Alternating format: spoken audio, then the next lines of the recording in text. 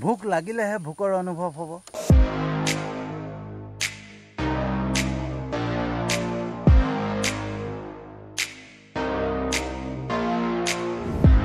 Good morning বন্ধুসকল, সুপ্ৰভাত। বন্ধুসকল, ভোক লাগিব। ভোক লাগিলেহে আমাৰ ভোকৰ অনুভৱ হ'ব আৰু কিবা এটা খাব মন যাব, হয়নে? যেতিয়ালৈকে আমাৰ ভোক নালাগে ভোকৰ অনুভৱ ক'ৰ পৰা হ'ব? আৰু যেতিয়ালৈকে ভোকৰ অনুভৱ নহয় তেতিয়াহ'লে আমাৰ কিবা খাবলৈও মন নাযাব, হয়নে? ভোক লাগিব। ভোক লাগিলেহে আমাৰ কিবা এটা খাবলৈ মন যাব, হয়নে? তো বন্ধুসকল, আমাৰ প্ৰত্যেকৰে মন যায় জীৱনত কিবা এটা কৰিবৰ কাৰণে, জীৱনৰ বাটত আগুৱাই যাবৰ কাৰণে, সপোনবিলাক দিঠকত পৰিণত কৰিবৰ কাৰণে, হয়নে? আমাৰ প্ৰত্যেকৰে মন যায়, কিন্তু মন গ'লেই নহ'ব। আমাৰ সেই ইচ্ছা শক্তিটোতো জাগিব লাগিব, আমাৰ সেই অনুভৱটোতো হ'ব লাগিবনে? সেই অনুভৱ ক'ৰ পৰা হ'ব? যেতিয়ালৈকে আমাৰ দুখ নাহে জীৱনত, যেতিয়ালৈকে আমাৰ জীৱনত কষ্ট নাহে, তেতিয়ালৈকে আমি কেতিয়াও সেই অনুভৱ নকৰোঁ ন? জীৱনত দুখ পাব লাগিব, কষ্ট অনুভৱ কৰিব লাগিব, কাৰোবাৰ অপমান অনুভৱ কৰিব লাগিব, কোনোবাই তাচ্ছিল্য কৰিছে সেইটোক অনুভৱ কৰিব লাগিব, হয়নে? জীৱনৰ বাটত যেতিয়া আমি দুখ কষ্টৰ মাজেৰে জীৱনটোক পাৰ কৰিম নহয়, তেতিয়া আমি সেইটো অনুভৱ কৰিম যে আমাক কিবা এটা কৰাৰ আৱশ্যক আছে, আমাক কিবা এটা কৰিব লাগিব, আমি কিবা এটা কৰি দেখুৱাব লাগিব। যিসকল মানুহে আমাক অপমান কৰিছে, যিসকল মানুহে তাচ্ছিল্য কৰিছে, সেইসকল মানুহক আমি কিবা এটা কৰি দেখুৱাব লাগিব। সেই ইচ্ছা শক্তিটোতো জাগিব লাগিব ন বন্ধুসকল? তেতিয়াহে আমি জীৱনৰ বাটত আগুৱাই যাব পাৰিম, হয়নে বন্ধুসকল? তো বন্ধুসকল, এটা সুন্দৰ কাহিনী কওঁ। সেই কাহিনীটো হৈছে এনেকুৱা এটা বাস্তৱ কাহিনী বন্ধুসকল, সত্য কাহিনী, ঠিক আছে? এই কাহিনীটো এনেকুৱা ধৰণৰ যে এগৰাকী মহিলাই দুটা যজা সন্তান জন্ম দিলে। দুটা যজা সন্তান জন্ম দিয়াৰ পিছত সেই যজা সন্তান দুটাক, পুত্ৰ সন্তান, এটা অনাথ আশ্ৰমত থৈ দিলেগৈ। অনাথ আশ্ৰমত থোৱাৰ কাৰণ এটাই আছিলে যে সেই পুত্ৰ সন্তান দুটাৰ, যজা সন্তান দুটাৰ পিতৃৰ পৰিচয় নাছিলে, হয়নে? পিতৃ পৰিচয় নথকাৰ বাবে মাকে অনাথ আশ্ৰমত দি দিলে। আৰু যেতিয়া অনাথ আশ্ৰমত দি দিলে, তেতিয়া সেই অনাথ আশ্ৰমতে এগৰাকী মহিলা আছিলে, 38 বছৰীয়া এগৰাকী অবিবাহিতা মহিলা আৰু দুখীয়া দৰিদ্ৰ মহিলা। সেই মহিলাগৰাকী সেই ল'ৰা দুটালৈ মৰম উপজিল। মৰম উপজাৰ লগে লগে সেই ল'ৰা দুটাক মহিলাগৰাকী এডপ্ট কৰিলে। দুখ কষ্টৰ মাজেৰে সেই ল'ৰা দুটাক ডাঙৰ কৰিবলৈ ধৰিলে। দুখ আৰু কষ্ট সেই ল'ৰা দুটাৰ পিছা এৰা নাছিলে বন্ধুসকল, ঠিক আছে? তাৰে এটা ল'ৰা আছিলে, এটা সন্তান আছিলে যি মানে অকণমান মানসিকভাৱে উইক আছিলে, দুৰ্বল আছিলে, আৰু মানে কথা কওঁতে লাগি যায়, ঠিক আছে? খুঙা টাইপৰ আছিলে, ঠিক আছে? তো তাক যেতিয়া স্কুলত দিলে, স্কুলত দিওঁতে কি হ'ল, স্কুলত সেই ল'ৰাজনক সকলোৱে মানে তাচ্ছিল্য কৰিবলৈ ধৰিলে, সকলোৱে তাক গতিয়াই দিয়ে, ঠিক আছে? এনেকৈ তাৰ দিন পাৰ হৈছিলে। আৰু দৰিদ্ৰতাই তো তাহাঁতৰ লগ এৰাই নাছিলে, কাৰণ যিগৰাকী মাকে তুলি লৈছিলে সেই মাকগৰাকীয়ে দুখীয়া আছিলে, দৰিদ্ৰ আছিলে। তো দৰিদ্ৰতা লগ এৰা নাছিলে। আৰু ইফালে স্কুলতো অপমান, মানে কোনোবাই গতিয়াই দিয়ে, কোনোবাই ঠেলি দিয়ে, ঠিক আছে? আৰু সেইখন স্কুলৰ মানে শিক্ষকেও তাক ভাল পোৱা নাছিলে, বেয়া পাবলৈ ধৰিছিলে, কাৰণ সি মানসিকভাৱে উইক আছিলে। তাক কিবা এটা সুধিলে বহুত দেৰি মূৰত উত্তৰ দিয়ে, ঠিক আছে? তো সেইকাৰণে কি কৰিলে, সি যেতিয়া 5ম শ্ৰেণীত আছিলে নহয়, তাক স্কুলৰ পৰা উলিয়াই দিলে। আৰু যেতিয়া স্কুলৰ পৰা উলিয়াই দিয়াৰ পিছত মাকে কি কৰিলে, মাকে হাৰ নামানিলে। মাকে আৰু এখন বেলেগ স্কুলত গৈ পেলাই তাক এডমিশ্যন দি দিলে, ঠিক আছে? কিন্তু তাক 1 শ্ৰেণীত তলত দিবলগীয়া হ'ল। 4ৰ্থ শ্ৰেণীত, মানে ক্লাছ 4ত তাক এডমিশ্যন দিলে। আৰু ক্লাছ 4ত এডমিশ্যন দিয়াৰ পিছতো, সেই স্কুলত সি এডমিশ্যন লোৱাৰ পিছতো তাৰ সেই সংঘাত শেষ হোৱা নাছিলে, তাৰ সেই সমস্যা শেষ হোৱা নাছিলে। তাতকৈ বেছি ডাঙৰ সমস্যা তাৰ ওচৰলৈ আহিছিল, কাৰণ সেইখন স্কুলত সকলো বগা ল'ৰা আছিলে, ঠিক আছে? আমেৰিকাত তেতিয়া এই কাহিনীটো আমেৰিকাৰ হয়, ঠিক আছে? তো আমেৰিকাত তেতিয়া কি হৈছিলে যে ব্লেক যিখিনি মানুহ, ব্লেক আমেৰিকান বুলি কয়, যিখিনি ক'লা মানুহক তেওঁলোকে তাচ্ছিল্য কৰিছিলে, অপমান কৰিছিলে, হয়নে? ভালকৈ মাত বোল নকৰে, গতিয়াই দিয়ে, তেওঁলোকক ভাল নাপায়। সি তাৰ লগত সেইটো গৈছে, কাৰণ সেই যুৱকজন আছিলে ব্লেক আমেৰিকান, ক'লা মানুহ, হয়নে? ক'লা হোৱাৰ কাৰণে তাক তাচ্ছিল্য কৰিবলৈ ধৰিলে।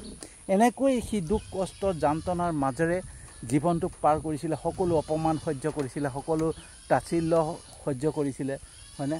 সকলো অনুভৱ কৰি গৈ আছিলে কৰি গৈ পেলাই আৰু এটা ডাঙৰ সমস্যা আহিলে যেতিয়া সি কলেজত পঢ়ি আছিলে কলেজত পঢ়ি থাকোঁতে কলেজৰ শিক্ষা শেষ নহওঁতে সি ঘৰখন চম্ভালিবলগীয়া হ'ল ঘৰৰ দায়িত্ব ল'বলগীয়া হোৱাৰ কাৰণে সি কলেজ এৰি দিলে কলেজ এৰি দিয়াৰ পিছত সি কি কৰিলে এটা ৰেডিঅ' চেণ্টাৰত কাম কৰিবলৈ ৰেডিঅ' চেণ্টাৰত ঝাৰু চাৰু মৰা চাফা কৰা চাফাই কৰ্মচাৰী হিচাপে তাত কাম কৰিলে কিন্তু তাত সি যেতিয়া কাম কৰি আছিলে নহয় সি এটা বস্তু দেখা পাইছিলে ৰেডিঅ' জকি যি ৰেডিঅ'ত হোষ্ট কৰে হয়নে মানুহক এণ্টাৰটেইনমেণ্ট যে কৰে ঠিক আছে ৰেডিঅ'ত বহি পেলাই তো সেইটো সি অনুসৰণ কৰি আছিলে যে কেনেকৈ এণ্টাৰটেইনমেণ্ট কৰে কেনেকৈ মানুহক মানে হহুৱাই দিয়ে কেনেকৈ মটিভেট কৰে সেইবিলাক চাই আছিলে আৰু চাই থকাৰ লগে লগে সি তাৰ অনুভৱ হৈছিলে সি তাৰ ইচ্ছা শক্তি জাগিছিলে যে মই এদিন নহয় এদিন ৰেডিঅ' হোষ্ট হ'ম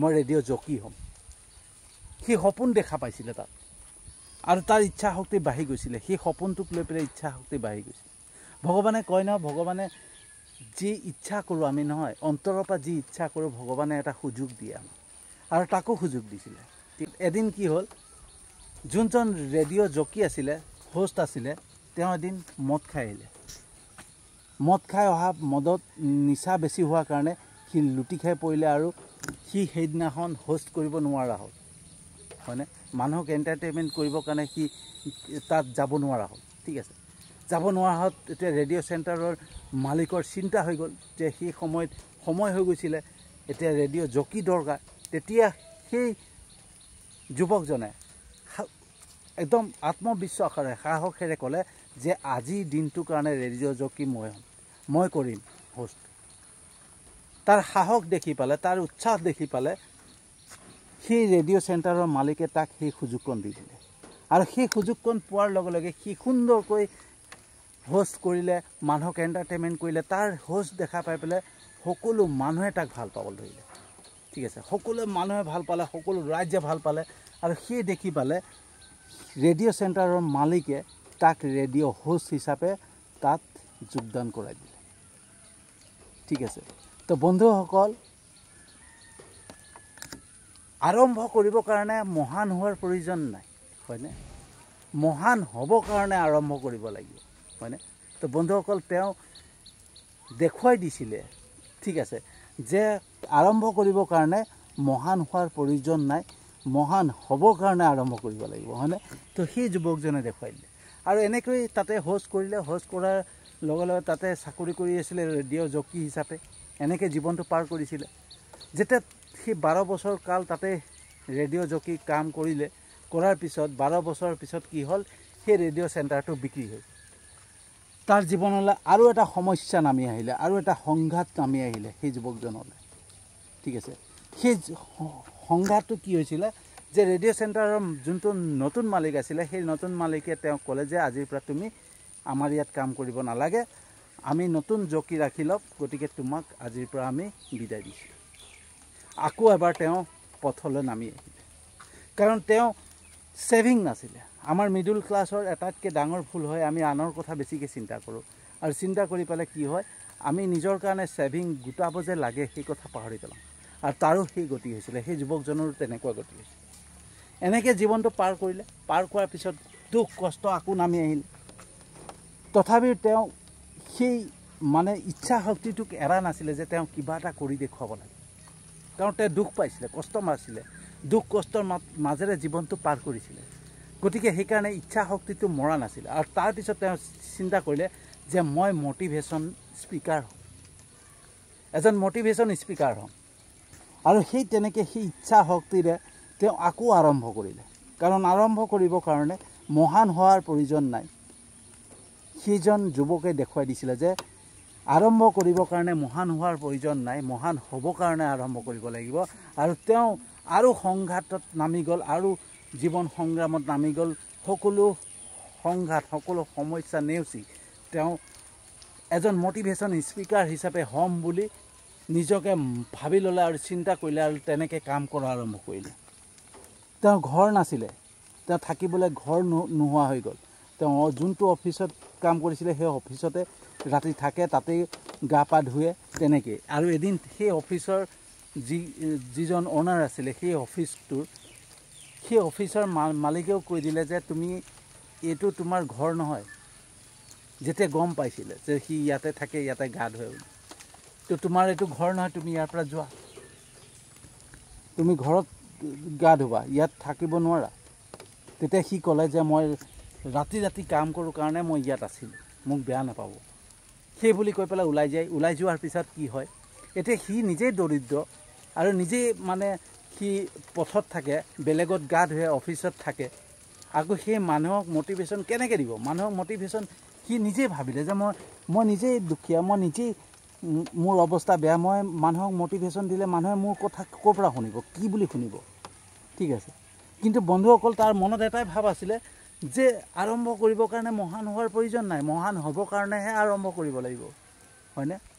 তো সেই কথা যেতিয়া তাৰ মনলৈ আহিলে নহয়, যেতিয়া বাৰে সেই কথা মনলৈ আহিলে, তেতিয়া তেওঁ কি কৰিলে, লাহে এজন দুজন মানুহক গোটাই লৈ পেলাই মটিভেশ্যন দিব ধৰিলে ফ্ৰীকৈ। কিন্তু তাতো কি হয়, মানুহে উঠি গুচি যায়। আৰু এনেকৈ আৰম্ভ কৰি লাহে গৈ এদিন তেওঁ আমেৰিকাৰ বিখ্যাত মটিভেশ্যন স্পীকাৰ হৈ গ'ল।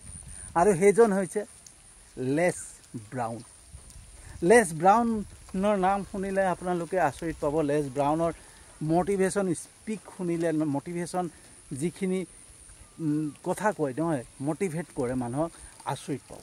বহুত আচৰিত এজন মটিভেশ্যন স্পীকাৰ হয়, এজন মহান মটিভেশ্যন স্পীকাৰ হৈ পৰিলে নাম আমেৰিকাৰ বিখ্যাত